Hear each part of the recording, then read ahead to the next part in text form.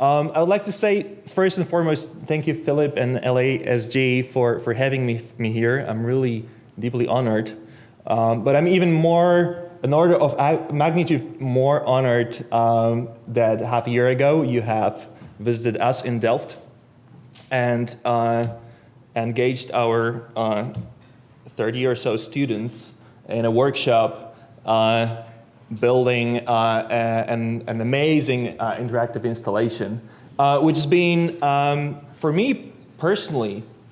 a fantastic process to observe, for once, not as the person engaged in the workshop, but as a person occasionally dropping in and seeing what's happening in there, because it's been a continuous negotiation between the people of different expertise, of different motivations, of different abilities, negotiating with each other, but also negotiating with the materials, with the machines, producing the exhibition pieces, trying to integrate some of the students' earlier ideas into the process, and continuously adjusting and reconfiguring the installation as it was being built. And that day and night over the course of over a week, which was quite a feat to see how many people put all their heart into the creation of this installation. Soon after the LASG team has left us, there's another crazy thing that happened. My son, Oliver, age 3, came to visit me at work. That's how our part of our office looks like. And he instantly discovered a work-in-progress prototype of one of our PhD students and appropriated it as a set of building blocks, which you can see here, and within no time started to create architectural structures out of it.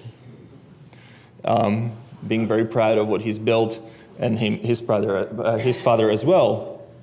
After that visit, we moved on to the Delft Science Center, where the installation of Philip and the team has still been in operation, and he was entirely thrilled to see it in action, seeing the mysterious elements of it vibrating and responding to our presence in there. But that was rather short-lived. We spent, after 5 minutes of sitting there and staring at all the elements with amazement, he asked me, can I pick one up? I said, well, that's not really the idea, it's finished. Then he tried to see if he could add something to it and if he could build with it. And it was a slight disappointment from his side that he couldn't do the same here that he could just do before with the big colorful blocks. And that made me think. But that's not the only stuff I'm busy with. Not so long ago, my wife and I have bought a house. That's how it looks like. It required a thorough renovation, and that's where I'm spending my evenings and weekends nowadays. And it's actually not a bad experience at all, apart from not being with my son when being there, because it's in a way a very similar process to me, like the building of an installation or a prototype or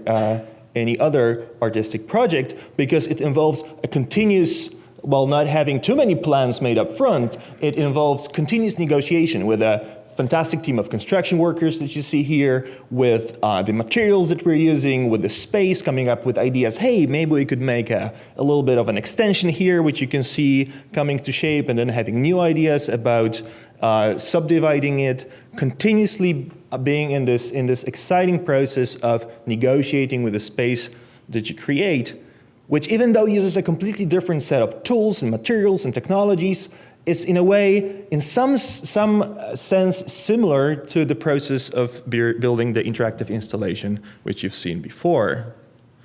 And obviously, technology can help us here. This is WikiHouse, which leverages digital fabrication to help people build their own homes. Or on a more advanced level, this is a fantastic website of Manuel Kretzer sitting here, Materiability, which helps people to work with smart materials and other advanced techniques in their own home, or without having access to a very specialized lab. So we have technology to actually engage with building things and making things that we didn't have before, that are accessible not just to experts and expert designers, but pretty much to everybody with the will to do so. At the same time, there's this, on one hand, we have the possibilities of building things. At the same time, let's say the problems encountered by Cedric Price and not being able to realize his earlier projects and eventually realizing the interaction center, only to learn that after it's been realized, it's actually not being reconfigured by its users the way it was intended. And eventually Cedric Price, I don't know if you're aware of it, he was actually actively lobbying for not listing this building so that it could get demolished, because he was so unhappy with the fact that it remained static after being built, despite being intended to be in continuous transformation. And I think that's a problem that we're still facing today. We're realizing living architectural systems, interactive installations, things we intend to be continuously transformed by their users or through the use, and somehow we still keep failing.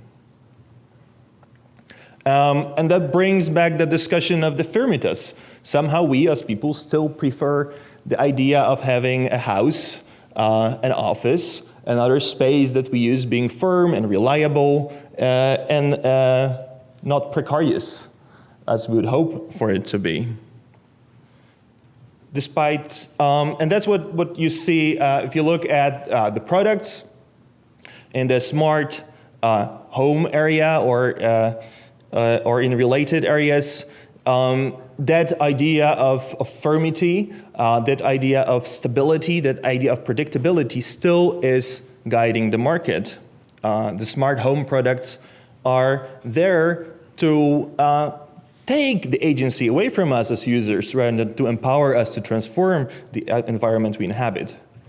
And at the same time, the tools that are out there, which are excellent tools to do things ourselves, somehow are not getting enough friction and are still too complicated to use in order to be of real value for transforming our own home, for example. And so now getting a little bit to some of the work I've been engaged in. Over the past years, I've been focusing on the context of offices, because that's the place, an office, which is in fact experiencing a lot of the frictions that I'm talking about, because perhaps many of you work regularly or occasionally in spaces like this, where, well, when we work, we are not tied anymore to a big desktop computer, a filing cabinet, but we can work pretty much from everywhere, meaning that the traditional office where you are assigned to a particular office desk is no longer needed. But at the same time, meaning that we can even work on a train station, which was the photo I took a couple of days ago, when the trains weren't going in the Netherlands. But at the same time, somehow there's this friction of lacking the ownership of the office and really taking action in order to transform it to suit our own needs. And that is a theme that's been that we've been working on with our students in a number of different courses in Delft, trying to come up with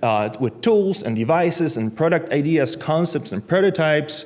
that would actually enable people to transform, well, in these cases, the office environments they use and inhabit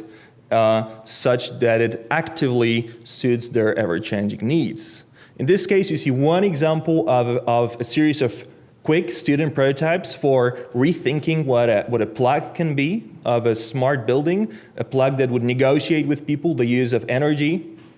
but at the same time discovering that such a plug design can be also a place of social interaction, and that social interaction can become a new kind of an interaction paradigm for people interacting with the building. But at the same time, such a prototype in the work of our students is always related to other prototypes that they are working on in parallel, always trying to assemble a whole environment out of their interventions, and not only study the interactions between a one person and one device, or a group of users and one device, but also the interactions between the devices and how a larger ecosystem can emerge out of those. So since time is slowly running out, I'll just hint you at the work that we're currently doing,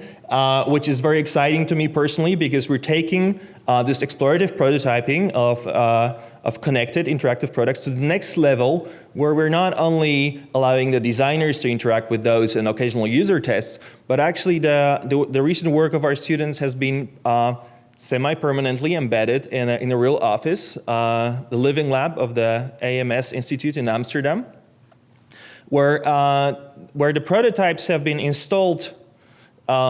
semi-permanently and are used currently for ongoing studies, not only to understand the interactions of people and their motivations to use and transform the office space they use, but also to understand the possibilities of multiple products interacting with each other to contribute to that goal. And here you see that also the projects are continuously gathering and exchanging data. And some of the installations that you see here, such as the office community garden, where people can plant plants and use sensors to monitor whether they're getting enough water, move those plants to personal walls where they can create and explore all kinds of devices to personalize their otherwise flexible workspace, have interactive products, for example, for measuring for time boxing their work activities, but also indicating whether they're busy or not, planning their meetings, etc., but all in connection to each other.